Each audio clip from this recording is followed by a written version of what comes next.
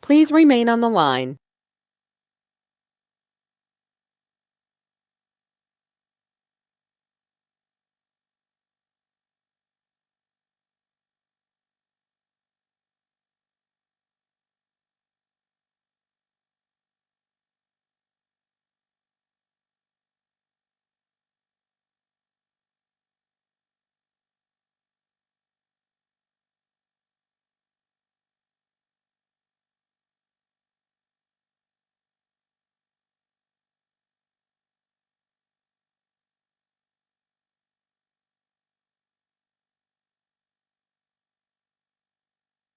The webinar will begin shortly. Please remain on the line.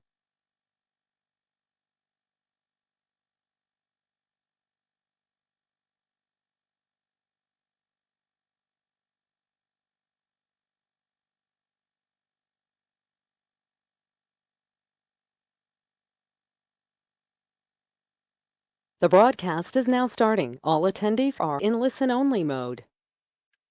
Good morning, everyone. Thanks for joining us for the January public meeting. I'm Linda Muma, a Public Information Officer with CalRecycle.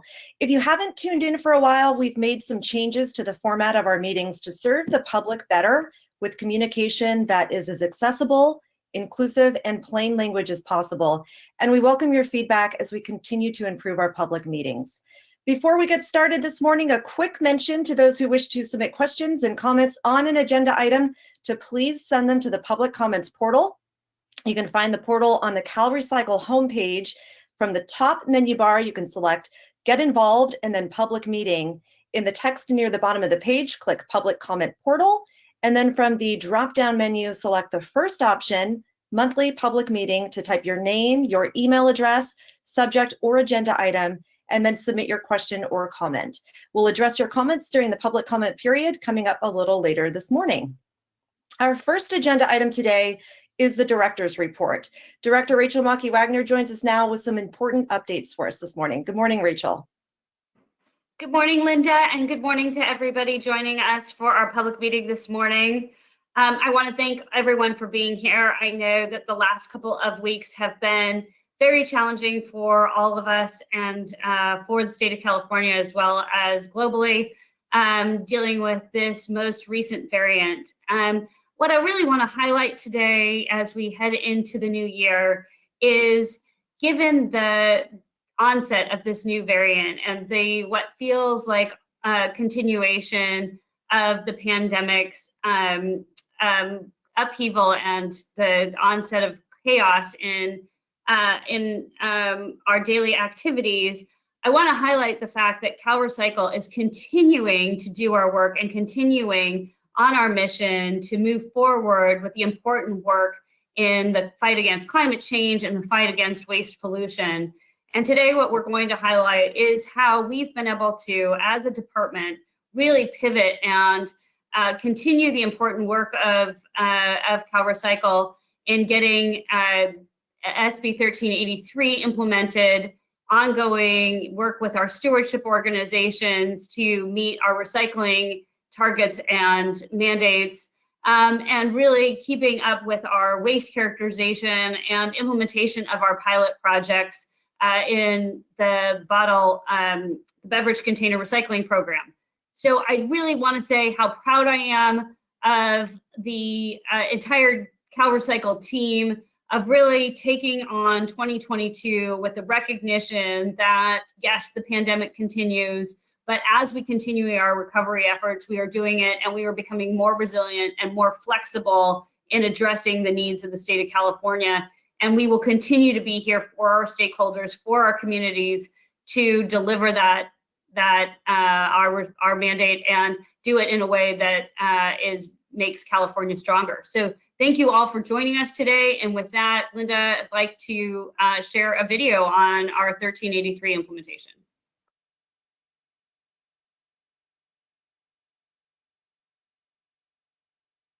Every one of us can do to fight climate change is get our organic waste out of the landfills.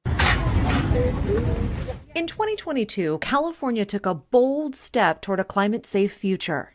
And it all starts with what you throw out in your trash.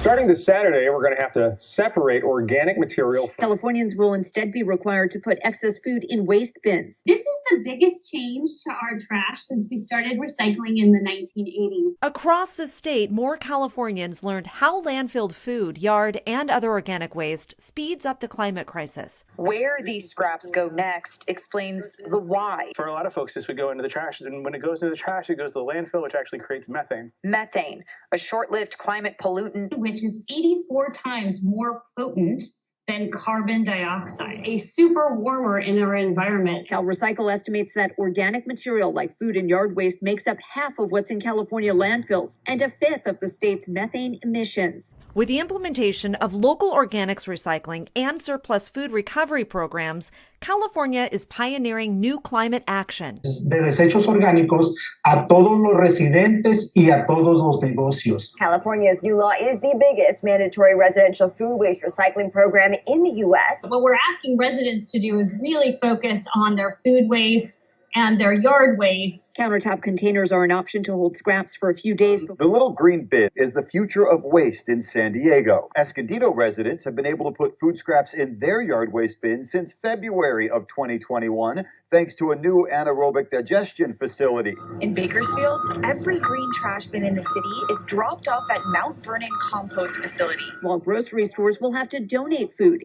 Feeding Californians and creating green jobs by turning a damaging source of climate pollution into a circular economy climate solution. Who will be using this compost, the mulch, the natural gas that all of our kitchen trash produces? Everybody from our farmers in the Central Valley to our parks in Los Angeles and San Francisco and here in Sacramento to our government agencies and our private industry. We can't right now in California create enough compost to keep up with demand. New programs empowering Californians to do their part to save the planet. So every time we put that banana peel in our organic waste and it is turned into compost or a biogas and gets its next life, we are fighting climate change. A small change in our daily lives to fast-track climate progress. A lot more people throughout the county are going to see their trash collection go from a single can to a can, a blue can, and a green can. What people should do is pay attention to their local city or trash hauler and find out exactly what the schedule is. California innovation strengthening our communities with more food for neighbors in need,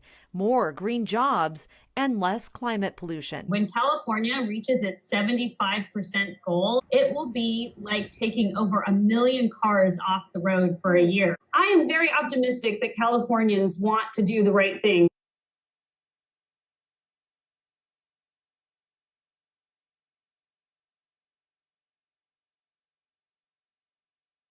I hope that was informative to all of you, but what that truly just shows is the massive amount of interest that Californians have in ensuring that our 1383 implementation is successful. And we are so excited that in the engagement that we have had with local governments over the last couple of months around SB 619 implementation. And another special thank you to Senator Laird for authoring that legislation, because it has really facilitated a very constructive conversation with our local governments about how do we succeed as a state in our organic waste reduction. And I do truly believe, as I've said a lot of times over the last couple of weeks, that it is the fastest and easiest thing for each and every one of us to do in the fight against climate change. And as we take on 2022 and we embrace, the challenges in the year ahead of us, 1383 will be a top priority for this department, along with all of our other circular economy initiatives, everything from our very first stewardship program of the beverage container recycling program to our EPR programs, our e-waste, our carpet, our paint recycling, to all of the new initiatives that we're taking on and the new technologies that we are trying to bring to the state of California to help us really truly realize the circular economy here in California.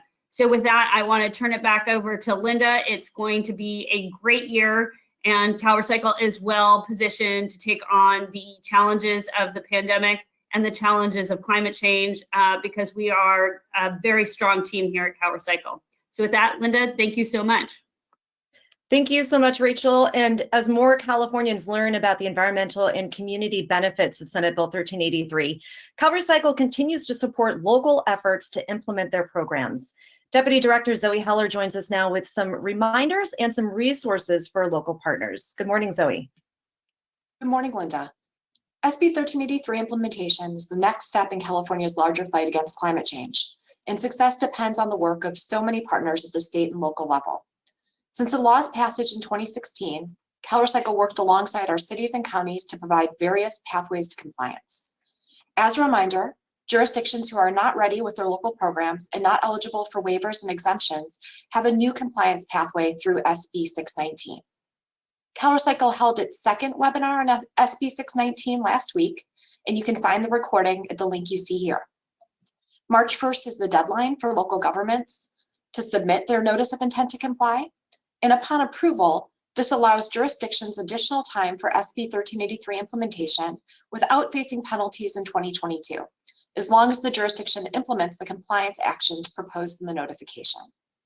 CalRecycle is also working to disperse 1383 implementation and infrastructure funding that was included in California's latest budget.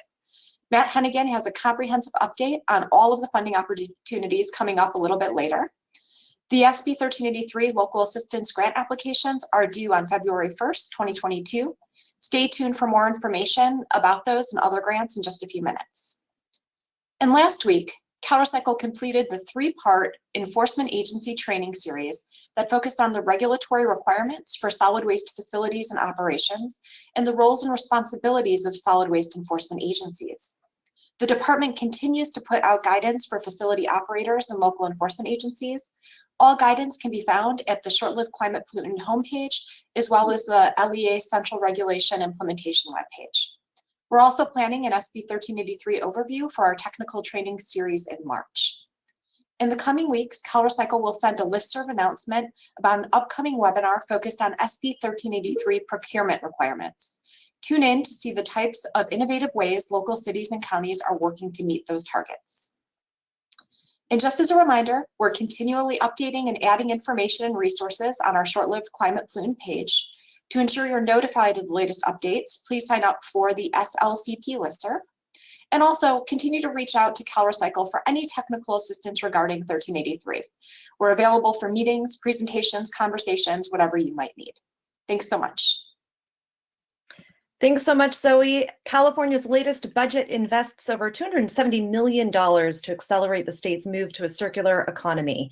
That includes dedicated funding, Zoe just mentioned, for local organics recycling and surplus food recovery infrastructure. CalRecycle is working to get that money into our communities as quickly as possible. And over the next 2 years, it includes $165 million for food and yard waste recycling infrastructure, which includes $60 million in Senate Bill 1383 local assistance grants, another $75 million to boost demand for recyclables and attract green industry to California with CalRecycle's new Office of Innovation in Recycling and Remanufacturing. Also, $5 million to expand surplus food recovery projects, another $5 million to expand community composting programs, and $20 million to upgrade wastewater treatment plants that turn food waste into clean energy. Deputy Director Matt Hennigan joins us now with some important updates on these investments. Good morning, Matt. Yeah, thank you so much, Linda. So some of those programs you mentioned are already underway. CalRecycle is already evaluating the applications that we've received for our edible food recovery grants, and we hope to announce those awards very soon. But today I want to focus on our newly created Co-Digestion grant program. That is also moving forward, and you see some of the critical dates here. It's designed to speed up the development and expansion of food waste co-digestion projects at existing wastewater treatment plants. There's concern that there's not enough facilities able to take food waste and process it effectively. We have excess capacity at the state's wastewater treatment plants, and this grant is seeking to make use of that excess capacity. So the grant funding can be used to design and build food waste co-digestion systems. A previously released Cal EPA study estimates that existing plants could expand capacity to process at least half of California's landfill-bound digestible food waste into energy. So staff posted the proposed criteria and the evaluation process for the co-digestion grants on our website on January 7th. We are accepting comments on those documents through the 21st, that's this Friday. And after reviewing those comments, this item will be approved or brought back to the February meeting, depending on those comments. We expect the application will be available in late February, and we're hoping to get awards out in July or August. You can follow the link from today's agenda to much more detail about the eligible project types and project costs, but eligible entities are existing wastewater treatment plants with excess capacity with existing anaerobic digesters. The eligible applicants are limited to local governments, but that includes special districts and joint powers authorities. This one solicitation will cover the funds made available in both fiscal years, so you don't have to reapply to get that next fiscal year money. We hope to make the awards in July with in one round of awards after that second year of money becomes available. And the individual awards will range from a $1 million minimum award per application to $5 million maximum.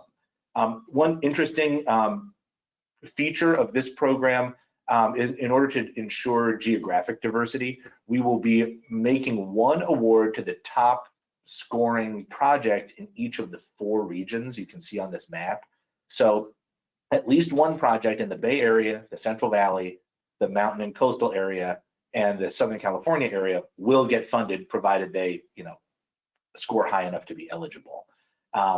After those regions each get one award, then we'll just go down the order as they're scored.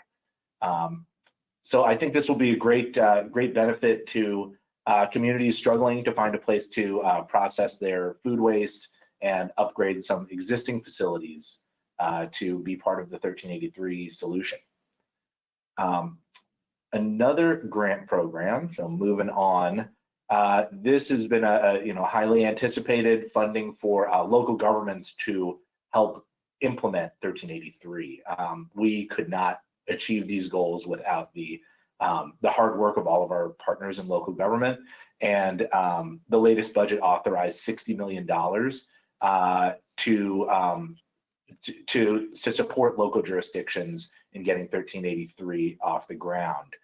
Some of those the eligible activities are helping with organics collection, of course, but also education and outreach, edible food recovery programs, capacity planning, helping local governments figure out how much material they need to plan for, addressing the procurement requirements, systems to comply with the record keeping requirements of 1383, enforcement and inspection, and also program evaluation, gap analysis, finding out where your city stands in terms of implementation.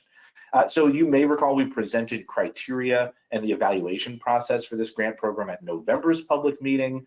The stakeholders were invited to submit comments and questions prior to our approval of those criteria and scoring evaluation items at the December 28th public meeting. We now have an FAQ, frequently asked questions document, posted on our grant page, and that's chock full of important information. So if you're planning to apply, please do seek out that FAQ document. So after administrative costs are deducted, there's $57 million available for grant awards to cities, counties, joint power authorities, regional waste management authorities, special districts, those types of entities. There's a lot more detail in today's RFA, which you can reach through the link on the agenda. The way the dollar amounts are being awarded is that each eligible entity is eligible for at least $20,000, and then the amount, the eligible amount, is based on a per capita calculation. So even the very low population cities and counties qualify for that $20,000 base amount. You can find the estimate of what your jurisdiction is eligible for in the notice of funds available. document that's on our website. The applications for this are due February 1st, so I'm sure you're well underway in this application. We've tried to streamline the application to make it easy to apply. The first round of funding will be available and go out the door in April to the eligible jurisdictions that adopt a compliant 1383 enforcement ordinance by April 1st. If your jurisdiction is not able to adopt an enforcement ordinance by April 1st, 2022, those are, we still need you to do that before you're eligible for grants, but whenever that enforcement ordinance gets put in, we'll be making those awards in September of 2022. So if you have questions after you've reviewed all these application documents, please send your questions to grants@calrecycle.ca.gov. And thank you to all our local partners for engaging with us on this important work. Moving right along to our market development efforts, CalRecycle is approving 2 new RMDZ, or Recycling Market Development Zone loans. These are low interest loans to companies that build the circular economy. These will, together, these new loans are helping to transform 42,000 tons of landfill-bound material into new valuable products. We're making a $1 million loan to the Dave Soil and Company. I'm not sure that's, I think it was probably Dave Soyland Company, which has operated in Sonoma County since 1985.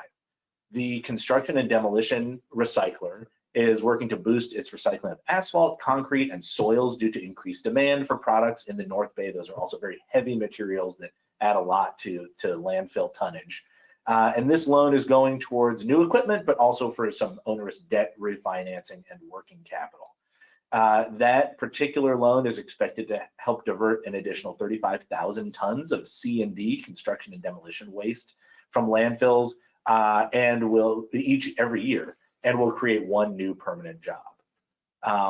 We are also approving a $1.2 million loan for Progressive Environmental Industries. This is a Santa Barbara-based landscaping company that uses green waste and wood waste to create mulch, wood chips, and compost, as well as decorative bark.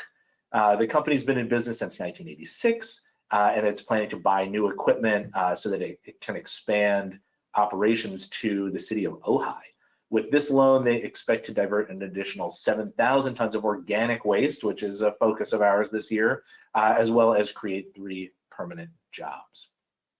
So thank you to those companies for growing and expanding our circular economy.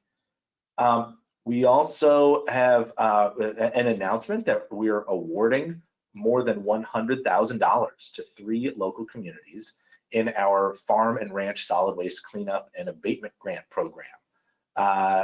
This program we're awarding $100,000, but the program has $1 million in annual funding available. So if you have a local government with a rural illegal dumping problem, please get in touch. And it's focused on clearing and preventing illegal dumping on farm and ranch land. This grant cycle, we've received 3 eligible applications for $105,000 in funding. And you can see them listed on the slide. These funds can be used to restore the land and install signage and fencing and cameras, lights, things like that to prevent illegal dumping in the future. Since 1997, CalRecycle has awarded more than $13 million to help clear more than 1,000 sites of nuisance dumping items like tires, appliances, vehicles, construction debris, and other trash. So again, thank you to the resource conservation districts and the county that applied there to benefit their constituencies. Zoe promised you a rundown of open grant cycles. I will not disappoint. So just to begin with, the Farm and Ranch Cleanup, you just saw those beautiful before and after pictures. We try to run those cycles pretty continuously. So there is another application window that closes February 10th, 2022. There are $337,000 available for those rural cleanups. So get your applications in by February 10th. We also have our city-county payment program. So this is to improve beverage container recycling in cities and counties. Also can be used for litter abatement. Those applications are due today. I hope you have your application underway, but if not, turn off the webinar and start working on it. As we mentioned, applications for the 1383 local assistance grants are due February 1st. That is coming right up. Send your questions to grants@calrecycle.ca.gov. Jurisdictions that need help clearing illegal disposal sites or addressing problems at legacy landfills should apply to our solid waste cleanup program. Those applications are also due February 1st, 2022. Applications for zone incentive funds. These are for funds available for use by our recycling market development zones. Those are due March 1st. And of course, we're always accepting applications for RMDZ and greenhouse gas reduction loans. So the loans program doesn't have deadlines, but get those applications in. Oh, I also want to give a shout out to a fantastic webinar coming up. Caltrans, in partnership with CalRecycle, is presenting a 2-day webinar series on best management practices for compost use. The agenda is jam-packed full of strategies for using compost by state agencies and local governments, strategies for using compost in agriculture, in urban landscaping, as well as roadside maintenance. If your public works folks or your operations team have any questions about increasing the use of compost as a way to sequester greenhouse gas emissions, reduce water use, and improve water quality, there's a whole session on compost as a best management practice for water quality. Just go to our public notices page, and it's one of the first things that'll come up. And there's so much content, we had to divide it into 2 days because I don't think anyone wants to sit through a 6-hour webinar on compost. But and the expertise of the presenters is top notch, and the agenda is quite compelling. So I encourage you to engage with that. And with that, I believe I turn it back to you, Linda. Thank you for your attention. Great, thanks so much, Matt. Remember, you can find more information about CalRecycle grants that Matt just mentioned, our latest awards, and other items discussed here this morning by visiting the CalRecycle homepage. Just select public meetings and then click on today's date to download the meeting agenda, and you'll find public notices and other resources attached to the agenda items. We now turn to Deputy Director Tina Walker, who has a report on the progress of wildfire debris removal. Good morning, Tina. Good morning, and thank you, Linda. Well, winter weather hit Northern California last month, and while the much-needed rain and snowpack helped to quench a dry California, it also slowed but didn't stop our 2021 disaster debris removal operations. Field management teams conducted what we call reconnaissance to identify any area within the operational footprint not restricted by weather to keep contracted crews moving and removing structural debris and hazard trees. Full operations have now resumed in both Northern and Central Division, where nearly half of all enrolled parcels are cleared of structural debris and more than 2,000 hazard trees have been felled and removed. Outreach to survivors in Shasta, Mendocino, Tuolumne, Tulare, and Kern counties also began last month, and site assessments have been conducted on 70% of these additional parcels. We look forward to updating everyone next month on our progress toward recovery for wildfire survivors and their communities. Thank you so much, Tina. A new citywide mobile recycling program is now up and running in the city of San Francisco. The second phase of the new pilot program uses innovative technology to help families redeem their CRV deposits. Take a look at how San Francisco customized its redemption program to serve hundreds of thousands of people throughout the city. That's my QR code, right? San Francisco debuted a new cell phone app, bag drop service, and mobile redemption recycling trucks to serve the entire city. How are you, sir? Good, how are you? Thank you. Fantastic. A welcome sight as the city unveiled its second phase of an innovative new pilot project to redeem bottles and cans. It was a very, very interesting journey with a lot of learning curves. A huge undertaking for a city where space is at a premium. While this project was being put together, there was only one certified recycling center in the city. With new flexibility from the state, San Francisco worked with its last remaining recycling center and sought out new partnerships to boost access to bottle and can redemption. And then there's other collaborators too, including the supermarket industry. And out-of-state partnerships with new smartphone technology, modeled after successful redemption programs in Maine and Oregon. Because they have the experience of doing this. We wanted to push the envelope, but we didn't want to invent the whole thing. San Francisco added a mobile recycling center to its new pilot program to meet the community's needs. It's a brand new for us. Taking trucks to people without taking up valuable real estate. Kind of like a food truck, a mobile, or at least used to be like the bookmobile. The bookmobile would go around to the neighborhood and bring books to places where they're far from a library. San Francisco coined its new pilot program Bottle Bank. With this awesome smartphone, other technology, we were able to bring something which was innovative. Users download the app, put their uncrushed bottles and cans in special barcoded bags they can pick up from a number of grocery stores and drop them off at a mobile collection site staffed by the San Francisco Conservation Corps. It's kind of like a premium service, a better, cleaner way to recycle. Once the bags arrive at the recycling center, the uncrushed bottles and cans are run through a machine like this, where a scanner counts the containers. Within 72 hours, consumers receive a refund in their bank, Venmo, or PayPal accounts, or visit Our Planet Recycling's new Express Lane to redeem their containers for cash. In Oregon, they have this program almost 12 years, and they are very, very well managed and very popular. I believe they have some 800,000 accounts, and people are really using it. It's a faster and more efficient system than the current one, where containers are sorted by hand and weighed. I'm a big advocate for recycling and for protecting the planet from pollution. So I thought I would try to check out the location, and it was very easy to use the app. The mobile program is now underway at 2 sites in the city, Stonestown Galleria and Van Ness Division. I live in the city, just a couple of blocks away, and we're excited to have a recycling program back in the city. I think this is much easier than any previous format. Plans are underway to expand Bottle Bank to 5 mobile locations by March. We already have other locations signed leases, with the ultimate goal of extending the project to nearly 36 sites throughout the city.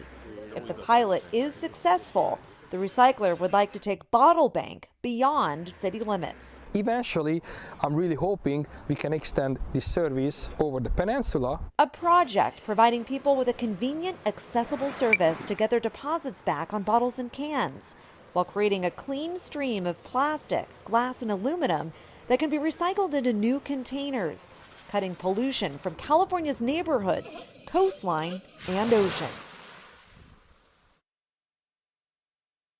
And Deputy Director Amy Cameron joins us now with more updates from the Division of Recycling. Good morning, Amy. Good morning, Linda. Thank you. And Happy New Year, everyone. CalRecycle is accepting applications for 5 additional local pilot projects from California communities who want to pilot new models for bottle and can redemption. Lawmakers expanded the beverage container recycling pilot program as part of California's budget. The expansion allows CalRecycle to approve and fund 5 new pilot projects for communities to explore new CRV redemption methods. It also extends the sunset date for all pilot programs to 2025. Previously approved pilots include Culver City, Irvine, San Francisco, San Mateo County, and Sonoma County. You can find more information on our website about how to apply for a pilot program. Also, we have new reports from our operations division, our enforcement branch, and our certification branch, which are available on this agenda. Thank you very much. you so much, Amy. We are just weeks away from a statewide outreach campaign designed to boost recycling in our communities and to clean up local recycling streams. Deputy Director Maria West has a quick preview. Hi, I'm here today to talk to you about California's new recycling campaign. We've been working really hard on it for a while. We were engaged in some very interesting research with Californians across the state, and we learned that Californians are very, very identified as recyclers. We learned that Californians feel that they are doing their part when they recycle. They do it to help the next generation to save the planet, and to really to do what they can to be a part of the solution to things like trash pollution and climate change.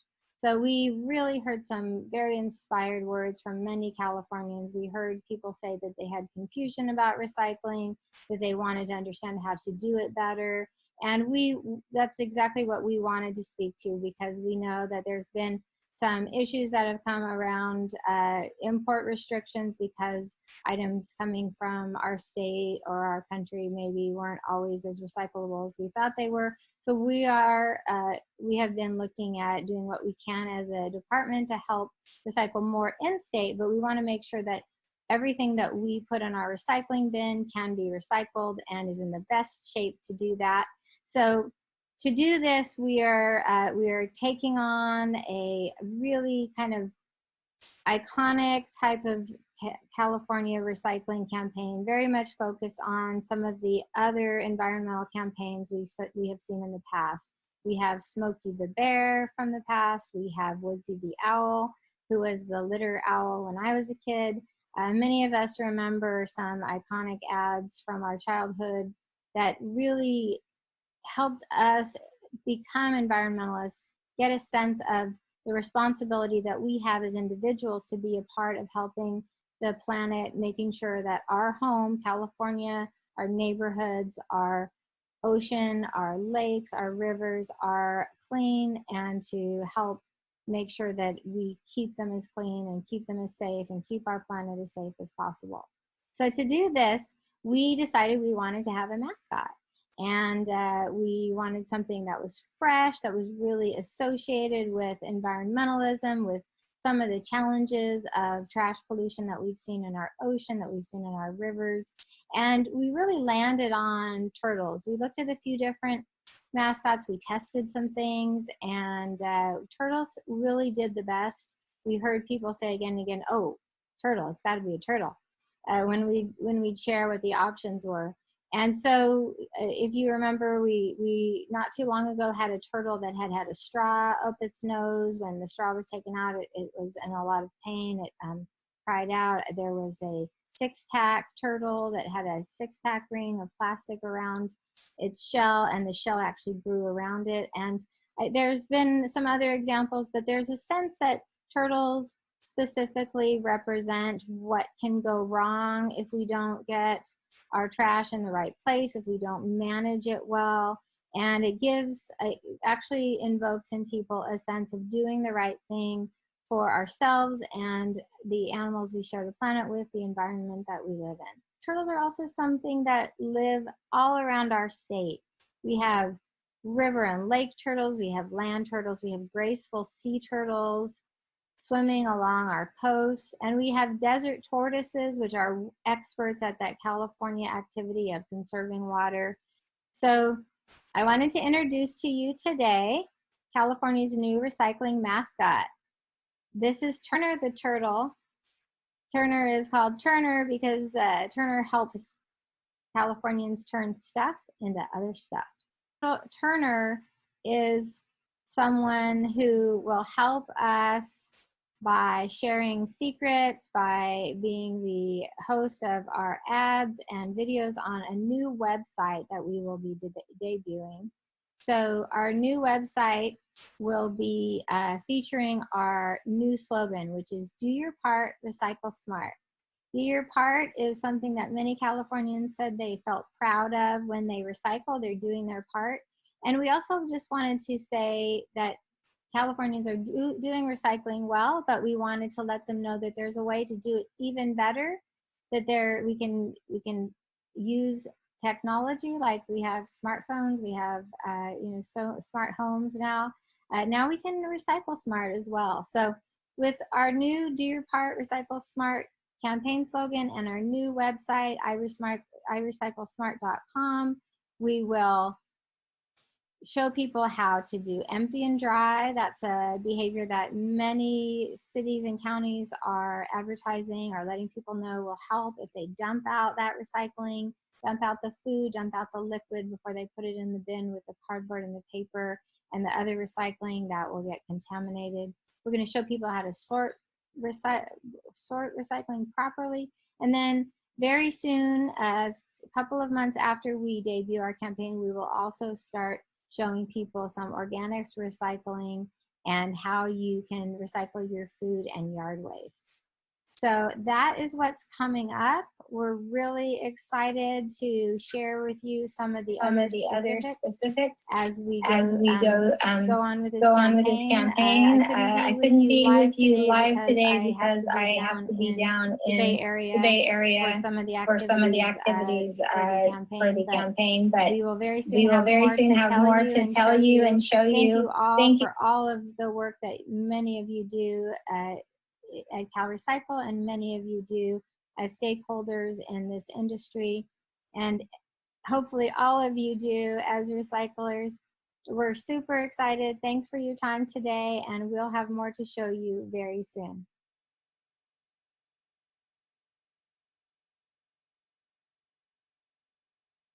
We also want to give you all a heads up about some coming changes to CalRecycle's website. The department is beginning a migration to a new website template and web content manager, so you may notice some small changes in the coming weeks. The department is beginning a migration, as I mentioned, to a new template. The migration should be complete by around mid-March, and so please reach out with any questions or concerns that you may have. Also, as a reminder, if you'd like to submit a question or a comment on an agenda item, please do so through the public comments portal. You can see that here on your screen.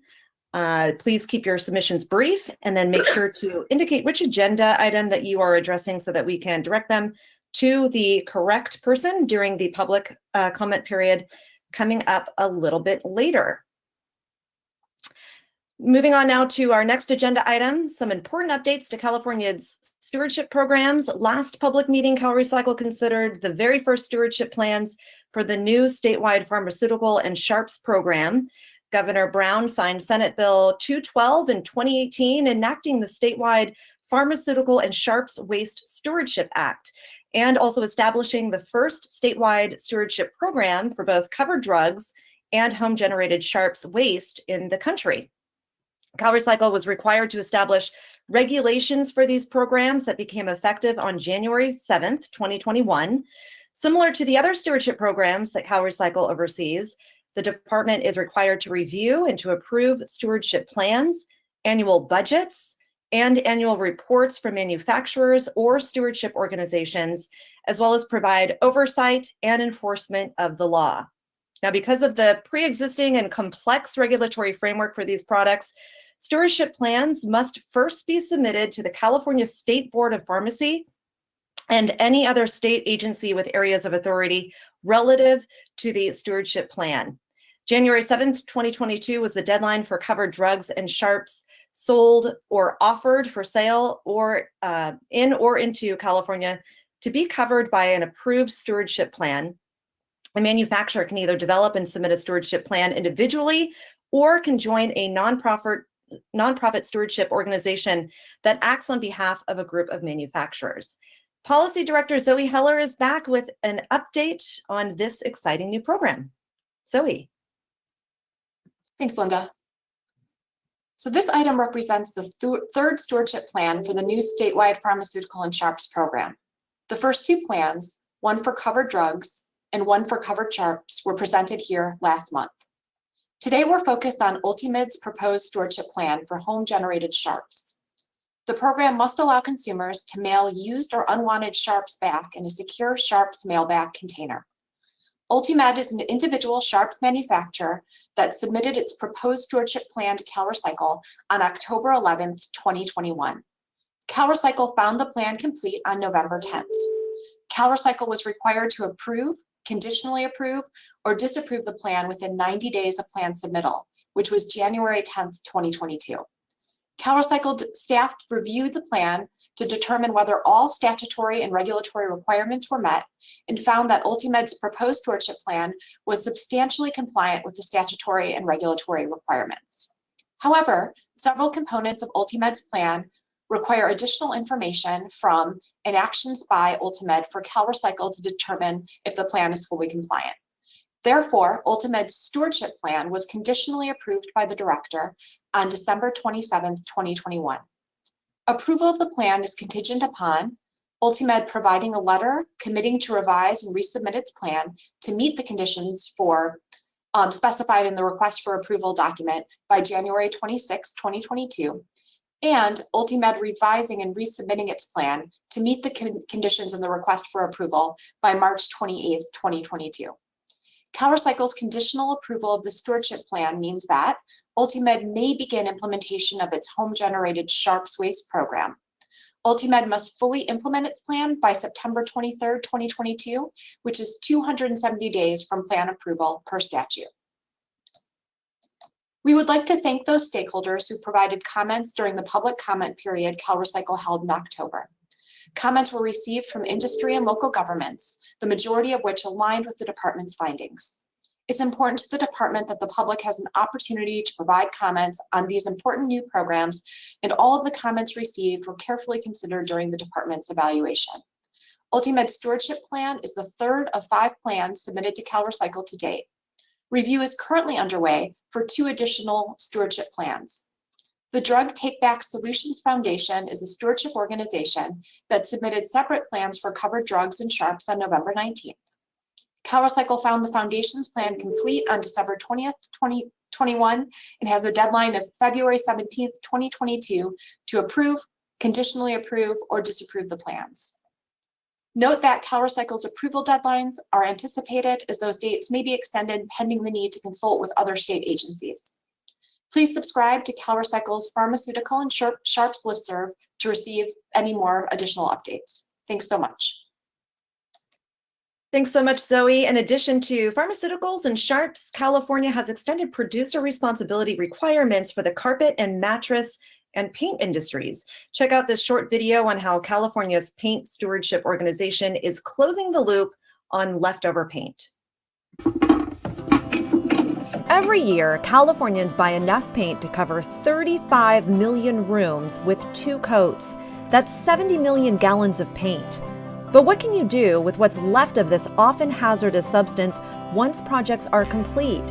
In California, it's free and easy to turn in leftover paint in a safe, environmentally friendly way. Over 29 million gallons of paint have been reused, recycled, or safely managed through California's Extended Producer Responsibility Program. It's all thanks to a 2010 state law that made the paint industry responsible for managing excess paint. Now, 99% of Californians have a free drop-off site near them. Within 15 miles of my house, there are 18 paint care drop-off locations. It wasn't always this easy. Paint's illegal to dispose in your household trash or down the drain, because it's made out of hazardous or dangerous chemicals that can pollute our local waterways and really hurt the wildlife that live in them. Paint chemicals include formaldehyde, turpentine, and other carcinogens and neurotoxins that, if improperly managed, can threaten our water, food, and our health. Older paint can even contain metals like lead, which are especially harmful for human health. Not too long ago, Californians had few options to manage excess paint, forcing many to stockpile paint at home or rely on local taxpayer-funded collection programs. Paint was the largest material by volume that local government household hazardous waste facilities used to receive, and it would cost them millions of dollars each year. But even then, local governments could only collect a certain volume, much less than what was actually out there. So California found a better way. To ease the burden on consumers and local budgets and ensure leftover paint is properly managed, then Northern California Assemblymember Jared Huffman authored AB 1343. The law made California the second state in the nation to enact an industry-run statewide program to handle used paint. Manufacturers that sell paint in California chose the nonprofit Paint Care to design and operate a stewardship program which CalRecycle oversees. Now in its 10th year in California, Paint Care helps consumers buy only as much paint as they need and recycle the leftovers. Consumers can find locations of paint drop-off sites by going to paintcare.org. Painting contractors and other businesses that have 100 gallons or more can have Paint Care pick up the paint for free. Funded by a small consumer fee on the purchase of new paint, the organization and its partners promote reuse. When you're done with your paint, someone else can use it. Paint Care partners with 39 paint reuse sites that offer free paint to Californians, and they're constantly looking for more. Collecting, reusing, and recycling more paint to keep harmful material from contaminating our communities. In 2021, Paint Care collected over 4 million gallons of paint. 94% was reused, recycled, and kept out of landfills. With almost 30 million gallons of paint collected since the program started and more convenient places to take extra paint than ever before, Paint Care estimates that local governments save $14 million a year. California innovation shows the world how to make it easier for the public to help protect the environment.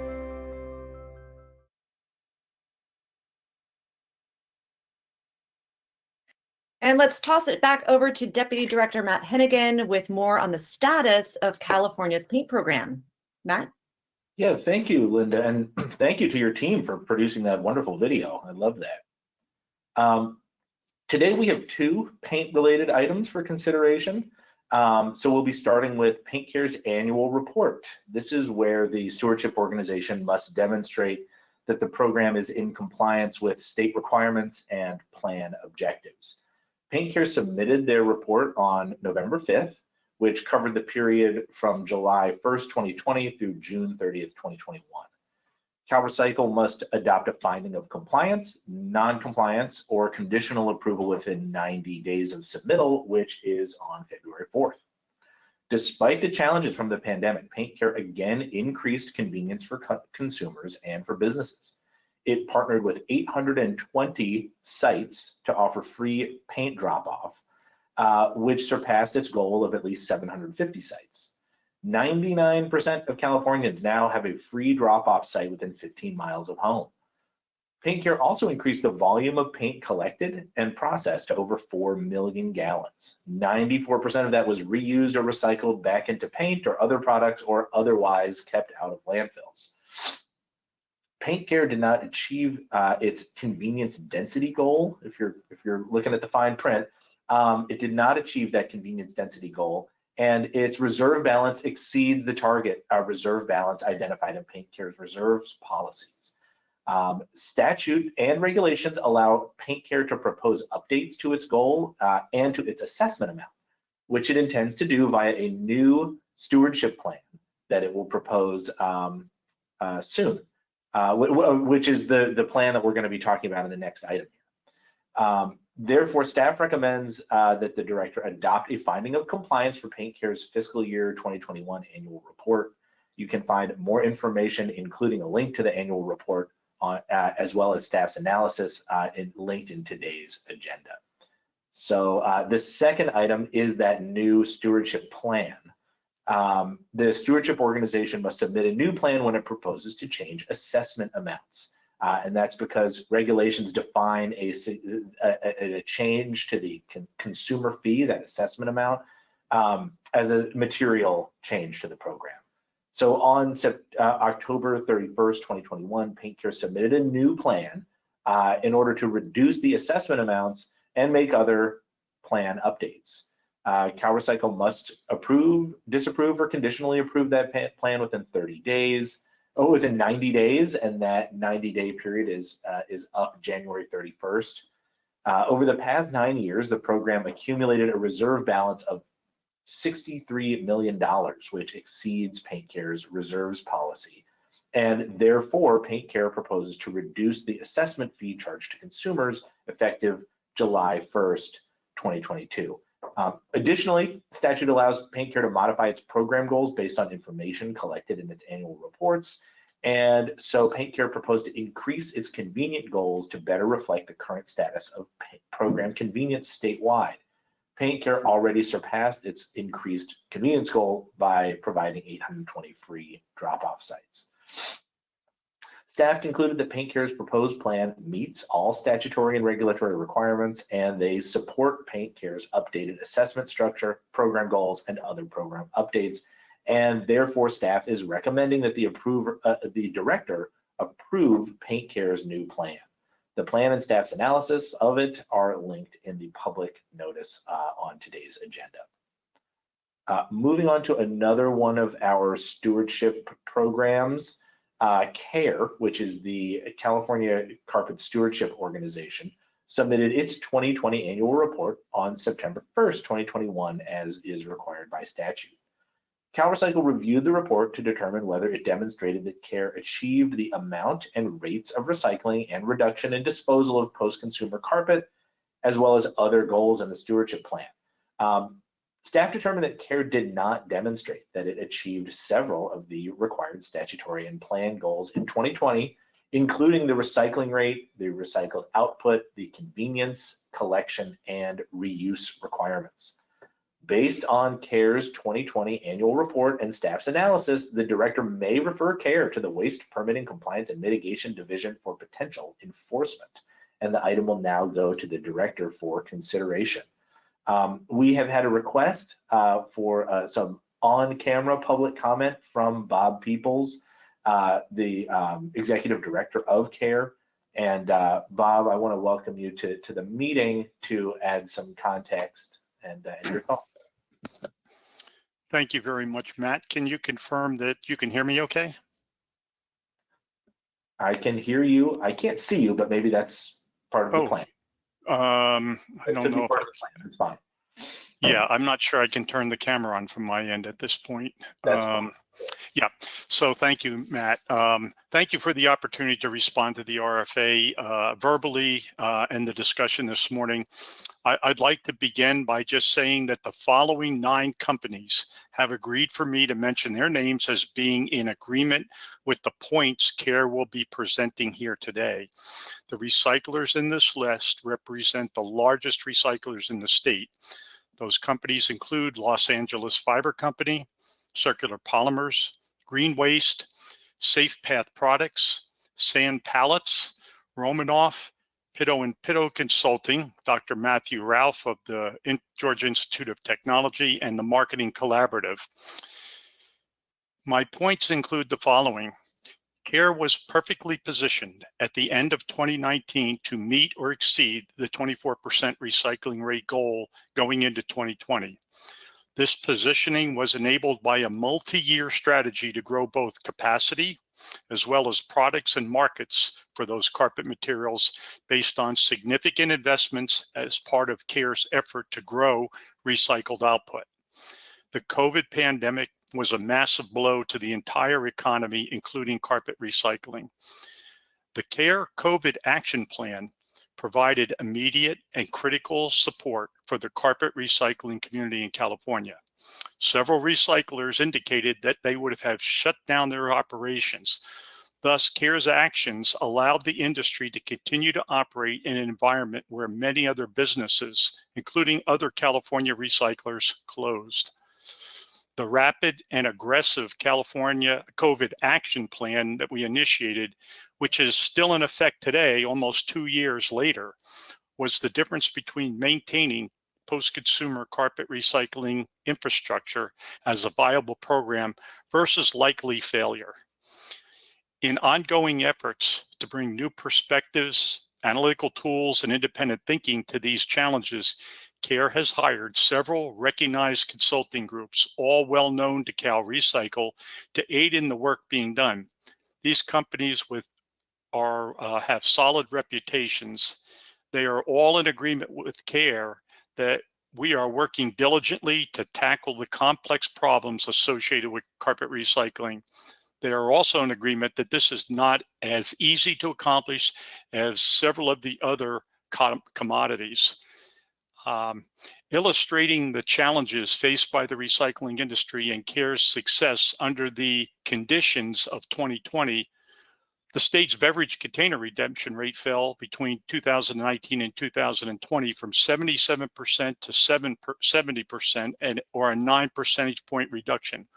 While CARE did not meet the 2020 plan goal, the recycling rate actually increased by 9 percentage points between 2019 and 2020, from 19.1 to 20.9. CalRecycle is well aware of the issues with permit delays and PG&E failures resulting in delayed capacity expansions, which also would have allowed for an easy accomplishment of the 2020 goal. The factors are clearly documented in our 2020 annual report. CARE has a 6-year plus track record now of solid growth in the recycling rate, even during the pandemic, and that growth averages 26% per year. We understand the final accounting for 2021 will likely show that CARE has met its recycling rate target for the first time. This will continue the uninterrupted trend of increasing recycling rate. We, the recycling community and supporting organizations named here, acknowledge the outstanding partnership work of the recyclers with CARE. We have no issue with the non-compliance finding, but there's no justification to punish this organization by referring CARE to the Waste Permit Compliance and Mitigation Division for potential enforcement and fines, given the results and the context for 2020. Finally, CARE would like to acknowledge the talented staff at CalRecycle for their help and guidance as we continue to grow what is a successful carpet recycling program. I appreciate the opportunity to make these comments and express the feelings of the majority of our recycling community for the record. Thank you very much, Matt, and thank you to the staff. Well, thank you, Bob, for those comments and putting your 2020 performance in the context of the year that we all dealt with in 2020. And I'm sure your comments will be considered as the director considers the RFA, the request for action, for approval. All right, so and I think we got a few other carpet-related comments that we'll address in the Q&A session after the agenda is completed. Hey, Matt, before we move forward, we also have Heidi Sanborn who will provide some comments. Live update from Heidi. Okay. Good morning, Matt and everybody. Thank you so much for having me today and letting me comment on this item. As you know, the National Stewardship Action Council was the sponsor of the bill that led to setting the recycling rate for 2020. And there certainly were issues that made it challenging, but we have to put that in context. The industry has done a great job of setting up new markets here in California, but we still have plants like the Aquafil plant in Woodland that are not receiving nearly the amount of carpet they could sort and recycle. And they're frustrated, we're frustrated, but that would have hit the goals. And so that alone, to me, with all the money that CARE has collected and has in their possession to increase, we're not hitting the collection targets, and we can't hit recycling targets if we don't hit collection targets. And there's a lot of outreach, I think, to the those installers that install and remove carpet to ensure that there's incentives that are reasonable enough to cover their labor and give them free disposal to make sure it's getting to the recycling facilities. So with that, I think CalRecycle has done the right thing. We're very appreciative. We're sorry that we're still in this place, but we'd also encourage that a goal be set for 2022, because at this point, 11 years into the program, we're inching up by percentages, single digits, instead of by 3-4% a year, which is really where I think we should be. So thank you very much for allowing me to comment. Yeah, thank you. And Matt, if I could just jump in for a quick second here. I want to thank both Bob and Heidi for joining us today to give their perspective on not only the RFA, but the as we're moving forward with this program. And as we started off the meeting and talking about the challenges of the pandemic and the challenges of the last couple of years, and really looking forward into 2022 to think about how can we pivot and how can we change the way we do business every day, with the recognition that there are these challenges in front of us. There continue to be challenges. There will continue to be different types of challenges. And how can we use our creativity to work together to accomplish not only our goals, but really to move forward with new and innovative ideas. So I really, again, want to thank Bob and Heidi for both commenting today. I think this is a clear example of where we can work together to really excel and appreciate the cooperative nature that everybody is coming at this issue with, and look forward to meeting with all of the stakeholders on this particular issue, and thinking through some of the places where we can innovate and think creatively to help achieve not only for the recyclers, but for the industry and for the consumer, most importantly, optimal opportunity for this program's success. So thank you to Bob and Heidi, and Matt, thanks a lot for the opportunity to jump in.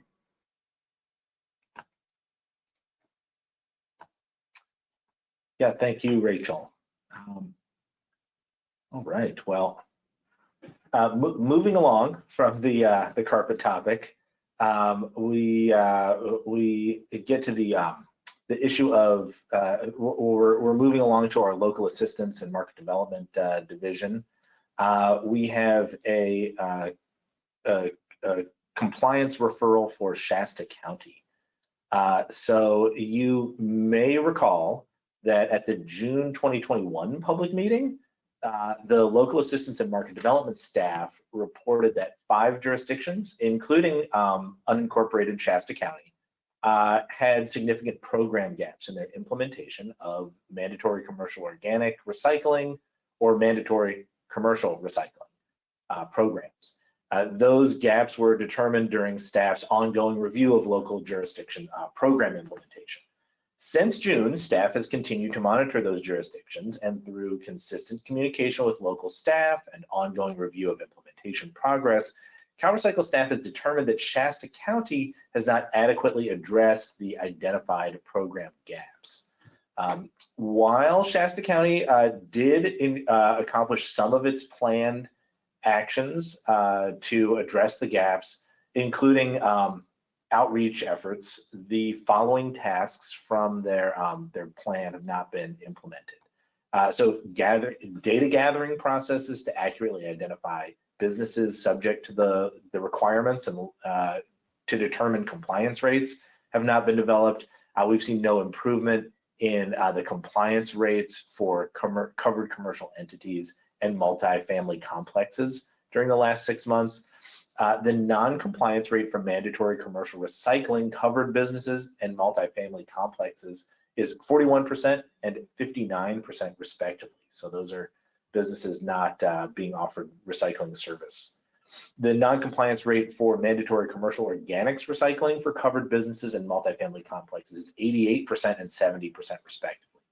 Shasta County unincorporated areas have not secured an outlet for food waste collection during the formal planning process, and there's been no update on the progress regarding the adoption of an ordinance that was expected to pass by the end of 2021.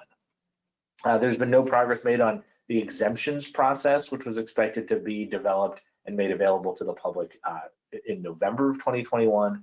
And there's been no update on the bins that were expected to be ordered and delivered by the end of November. The planned outreach to covered generators was not completed, and the outreach that did take place was too broad and was determined to be ineffective. LAMD staff therefore recommends referring this jurisdiction to the enforcement branch of the for further compliance investigation.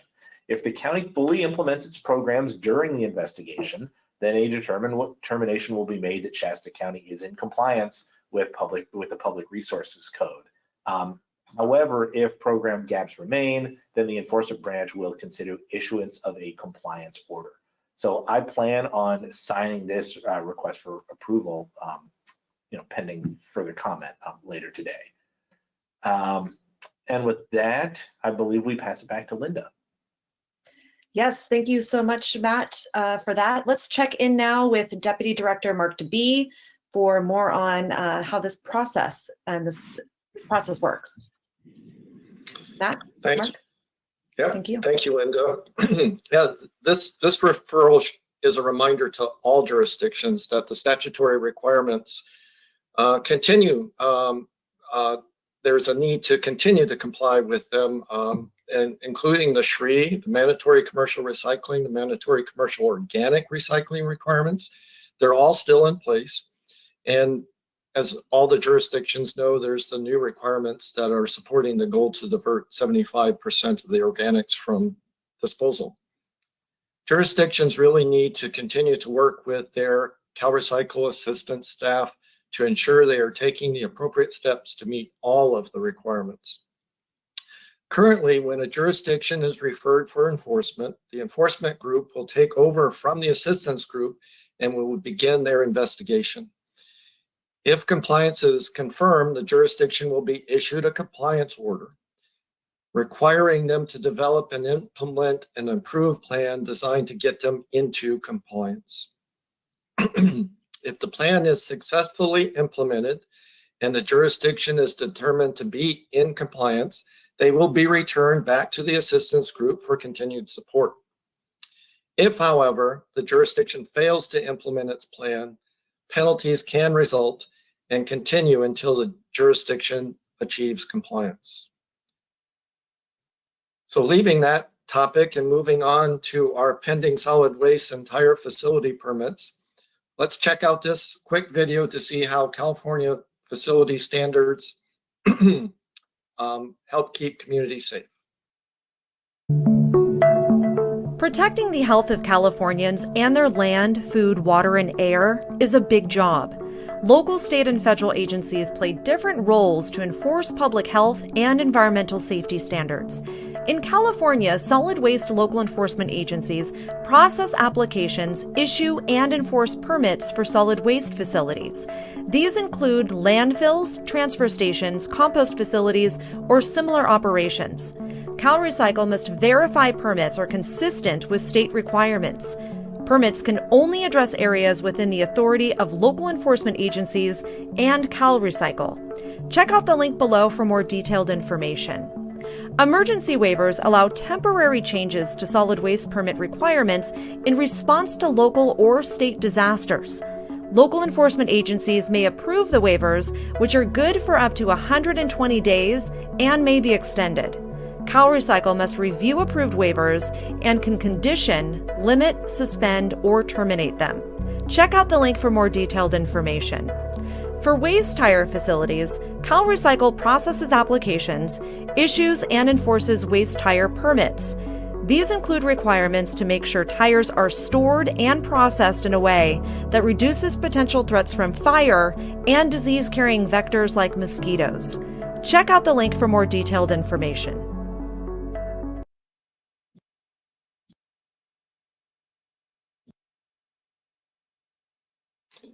And now Paulina Lawrence joins us to give a statewide update on permits and emergency waivers. Thank you, Mark. First of all, I'd like to start off with those permit actions that the department issued or concurred on since last month. The department concurred on January 12, 2022, a modified solid waste facilities permit for Lamb Canyon Sanitary Landfill, which is located in Riverside County. The action needed was January 15, 2022. The department also concurred on January 14, 2022, a revised solid facilities permit for Devlin Road Transfer Station located in Napa County. The action needed for this permit was January 16, 2022. Continuing on our agenda is direct disposal material recovery facility and transfer station. This facility is located at 3720 Noakes Street in Los Angeles, which is in the city of Los Angeles. This is a new solid waste facilities permit. Action is needed by February 2022. New to the agenda is Santa Maria Regional Landfill. It's located at 2065 East Main Street in Santa Maria. This is in Santa Barbara County. It's a revised solid waste facilities permit. Action is needed by March 4th, 2022. Preliminary review of the permit package indicates the following proposed changes. Change in the permitted maximum disposal tonnage from 858 tons per day to 6,006 tons per week. This is Sunday through Saturday. Expand the Cell 1 disposal area within the existing permitted solid waste disposal footprint. Update the estimated closure year from 2027 to 2028.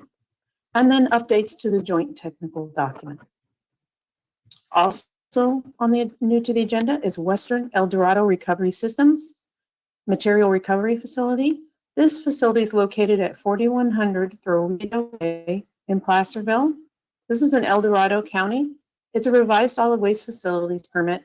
Action is needed by February 27, 2022. Preliminary review of the permit package indicates the following proposed changes. An increase to the permitted maximum daily tonnage from 400 tons per day to 775 tons per day, and then updates to the transfer processing report. Also is continuing on, also on this agenda is Mesquite Regional Landfill, which is located at 6330 East Highway 78 in Brawley.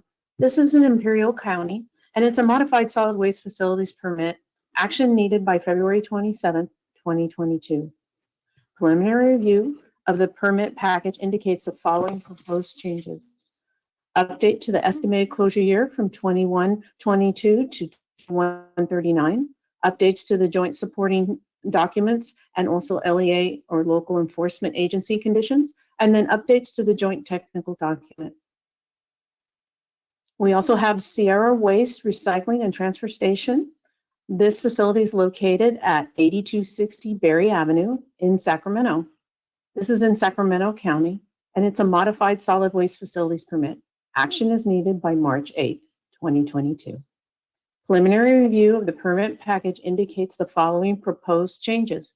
Removal of a permit condition that required material piles to be monitored and handled so as to prevent pile temperatures from reaching 122 degrees Fahrenheit. And then updates to the transfer processing report.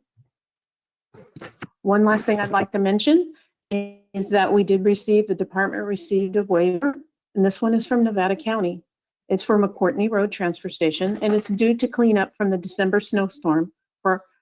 And these are changes in hours of operation, tonnage, and traffic, and it is due May 7th, 2022.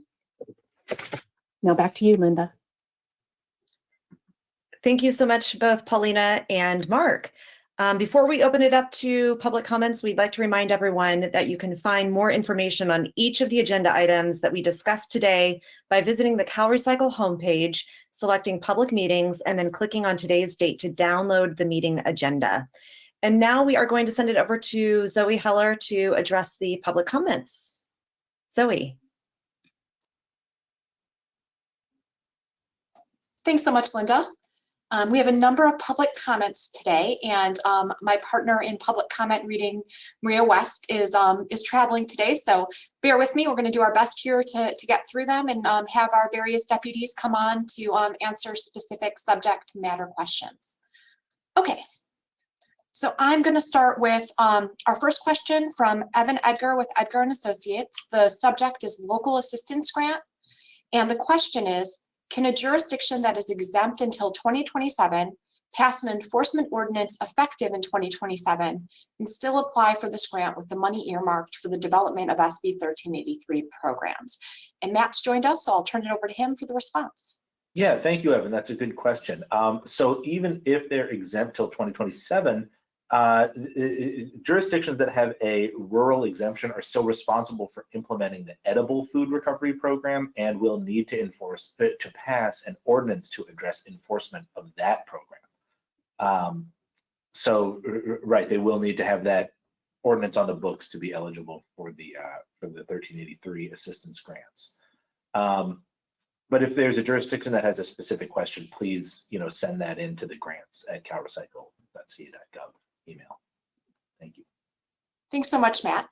We have a second question from Evan Edgar with Edgar and Associates. The subject is disaster debris. And the question is, can you provide the amount of tonnage disposed each year for the last 5 years and how it was included in determining the statewide recycling rate? So Evan, thanks so much for that question. We certainly can provide that number. We don't have it on hand right now, but our team will put that together and send that over to you. But to answer your question, how it was included in determining the statewide recycling rate. So yes, disaster debris disposal is included in recycling rate determination. And I think what we'll want to do is follow up with you on methodology. As it's changed slightly, is we're now relying on some numbers from the recycling and disposal reporting system, when prior to that we were looking more at the disposal reporting system, which had some changes as to how we looked at those numbers. So we will follow up with some details on that, but I think the main answer to your question is yes, we do include disaster debris disposal in our overall recycling rate numbers. Okay, our next comment is a general comment about the public meeting. And the comment is, this meeting could be more inclusive by providing real-time Spanish translation. So thank you very much for that comment. As you know, as Linda started the meeting off and as Director Wagner has said many times, our goal is to make public meetings more accessible and more inclusive. And so we appreciate these kinds of comments and are looking at ways in which to continually improve. So we will provide a more robust response, but we'll certainly take this comment to heart. Our next comment is from Colleen Foster with the City of Oceanside, and the subject is co-digestion grants.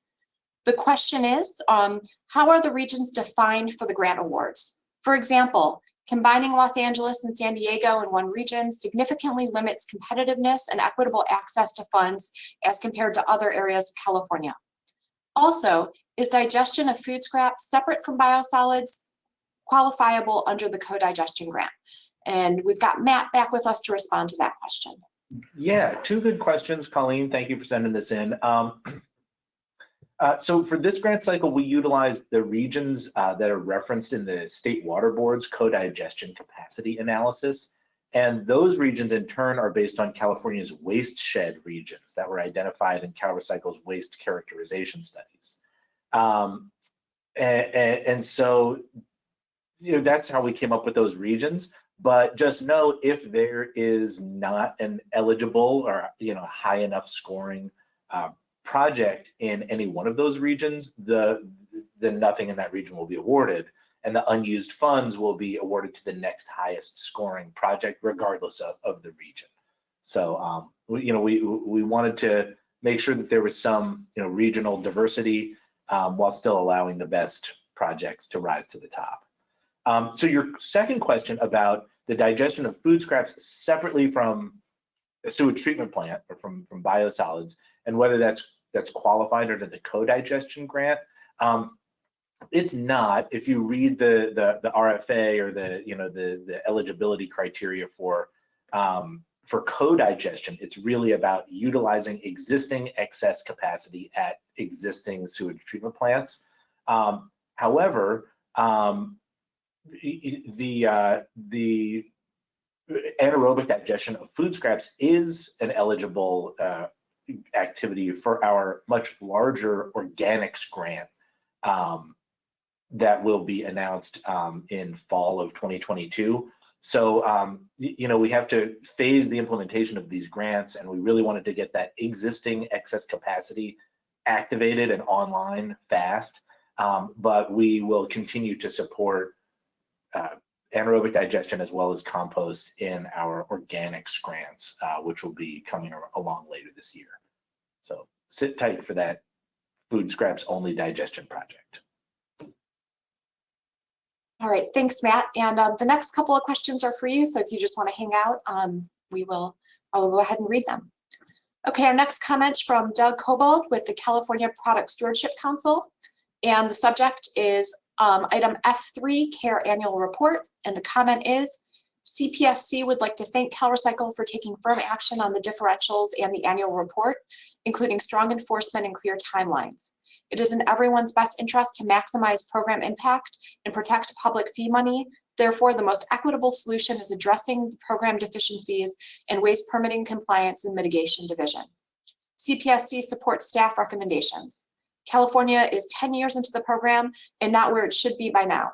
Despite having adequate funding budgeted in the reporting year, although full program funding to support recycling of 75% or more of all carpet available for collection would be substantially greater than the current visible fee of 35 cents per square yard, the 24% recycling goal not being met, the reuse goal was not met, and the advisory committee recommendations were not accepted. Further, the program is collecting 100% of the visible fees at the point of sale, but still not recycling even 24% of what is available. We do not want to continue to experience similar issues as California looks to care for the next 5-year plan. Upholding reuse and recycling rates and goals are key to success of the program. The program needs to continue to evolve and improve in order to divert more and more carpet from landfill and waste to energy. Thank you for your thoughtful comments, Doug. We appreciate you and CPSC's continued engagement on the carpet program. And yeah, thank you for staying engaged with us. All right, thanks, Matt. The next comment is from Colleen Foster with City of Oceanside, and the subject is Farm and Ranch Illegal Dumping Grant. And the comment is, inner city communities struggle with illegal dumping in watershed areas, public right-of-way, etc., especially in relationship to transient populations. Would this grant program ever be accessible to cities that struggle with dumping in these types of areas? Does it actually require the land to be considered farm or ranch land? Why does it only apply to rural when other cities have vacant land that is significantly vulnerable to detrimental dumping? Yeah, thank you, Colleen, for that. The Farm and Ranch program was established in law specifically for cleaning up of rural and agricultural properties.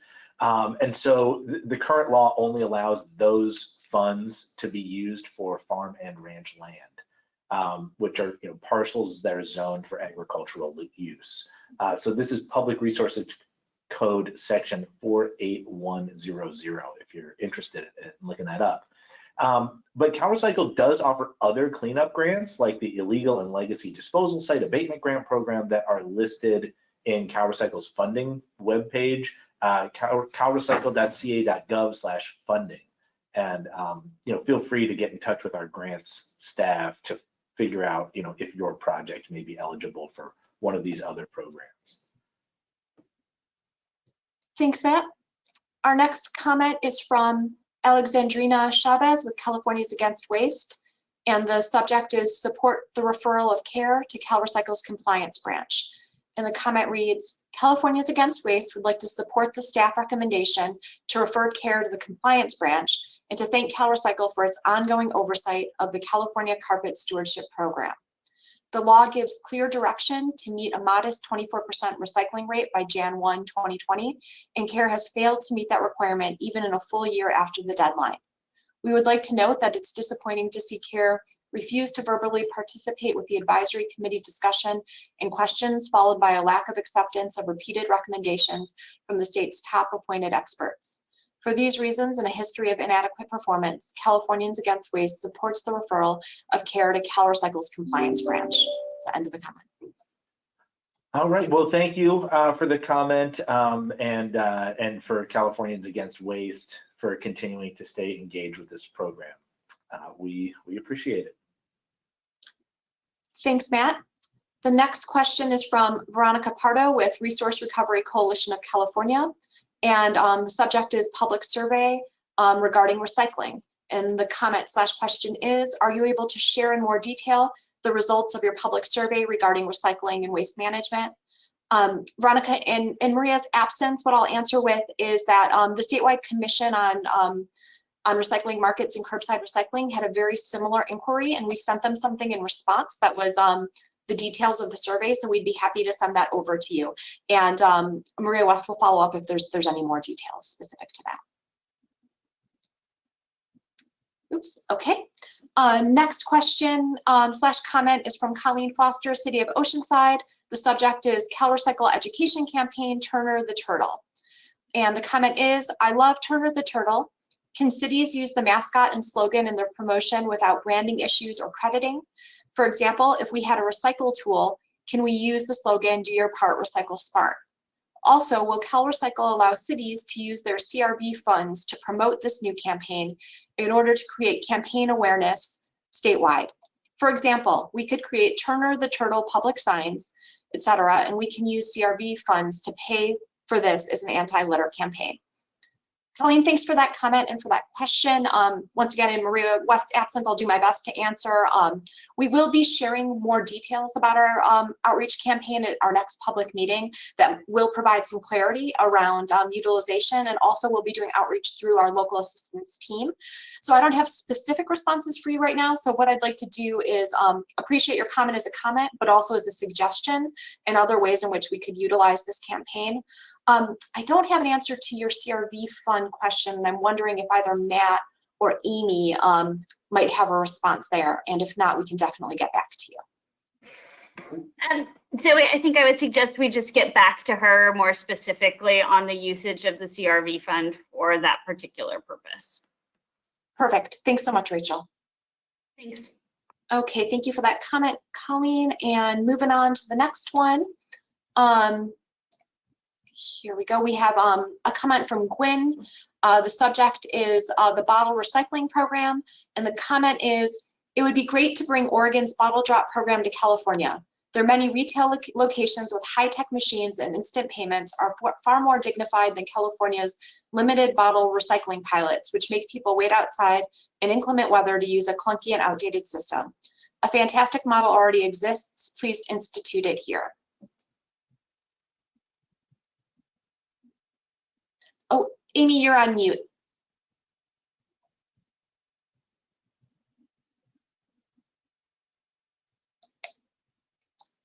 I still can't hear you.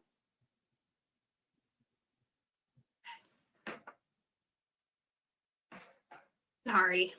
There we go. Okay. There you are.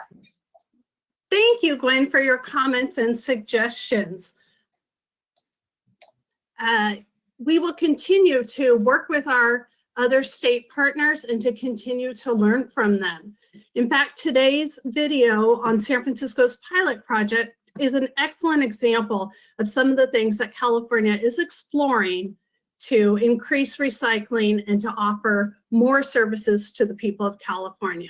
So we will continue to work on new ideas over the next coming years. Thank you, Gwen. Thanks, Amy. Our next comment is from Heidi Sanborn with the National Stewardship Action Council. The subject is paint. After so many years to pass and implement the paint program, I want to say thank you to Paint Care and the CalRecycle staff to ensure this program hit the goals of providing convenient and free paint drop-off and promoting reuse and then recycling of all paint possible. No program is implemented in California without a few bumps, but overall this program is loved by the public and we are very grateful. However, we encourage the public to continue to improve collection convenience and use the significant funds of $63 million it has for this program to do so. You should achieve all the program goals before reducing the fee. Matt, if I can bring you back.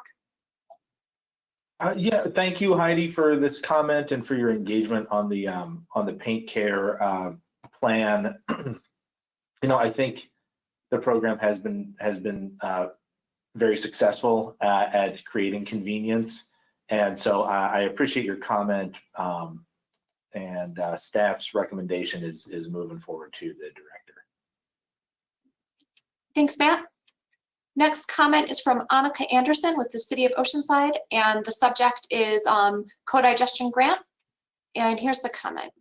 During the discussion of this grant, it was stated that questions/comments are due by January 21st, 2022, but then it is later stated that the question period will occur in March 2022, following the posting of the application in February. Can you confirm what the January 21st questions deadline is for? Yeah, thank you. Sorry for the confusion. So we like to get public comment on our eligibility criteria and our scoring criteria and the evaluation process. We want to make sure that the stakeholders have a chance to look at those documents and submit comments on really how the program ought to be run. And so those comments can be submitted by until January 21st at our ghgreductions@calrecycle.ca.gov email address. But after the application is released, there will be a Q&A period, which allows applicants to ask questions to CalRecycle, and then answers to those questions are then posted for all applicants to see. That occurs in March of this year. And